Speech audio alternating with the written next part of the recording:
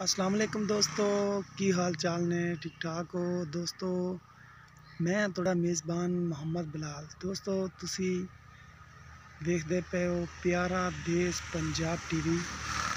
प्यारे देश पंजाब टीवी के थोड़ा दोस्त आंदा है थोड़े वास्ते अच्छियां मझां और गावां लैके।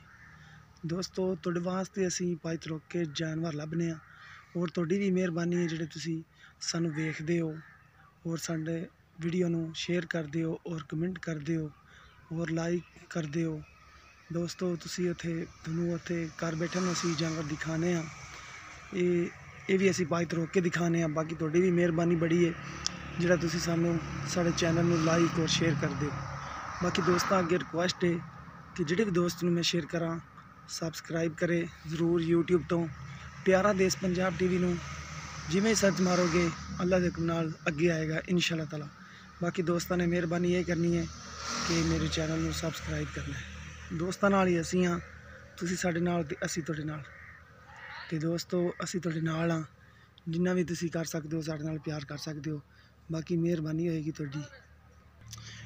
और दोस्तों तुहाडे वास्ते जो बंदा कहेगा इंशाअल्लाह ताला मझ गां वच्छा कटियां बोरियां कटियां जड़ियां भी कवणगे लभ के देंगे इंशाअल्लाह ताला। जिमें दी मझ कहणगे उवें दी लभ के देंगे अल्लाह दे हुक्म नाल। बाकी दोस्तों तुसी साडे चैनल नू सबसक्राइब जरूर करना है, नाल बैल दा बटन भी रोके करना है क्योंकि हर आने वाली वीडियो तक बासानी पहुँचती रहे। दोस्तों तुसी साडे नाल रहना है, असी तुहाडे नाल हाँ। मैं अपने दोस्तों नू प्लीज़ रिक्वेस्ट करदा पिया कि मेहरबानी करके मेरे चैनल नू सबसक्राइब करा जे। प्यारा देश पंजाब टीवी ये चैनल है।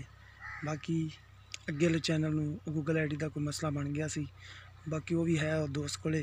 बाकी दोस्तों जिमें भी तुसी कहोगे इंशाअल्लाह ताला जानवर लभ के देंगे।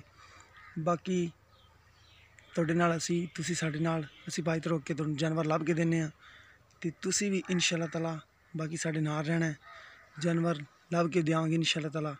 बाकी चैनल नू सबसक्राइब जरूर करना है, ये मेहरबानी होगी तुहाडी, बड़ा आसान।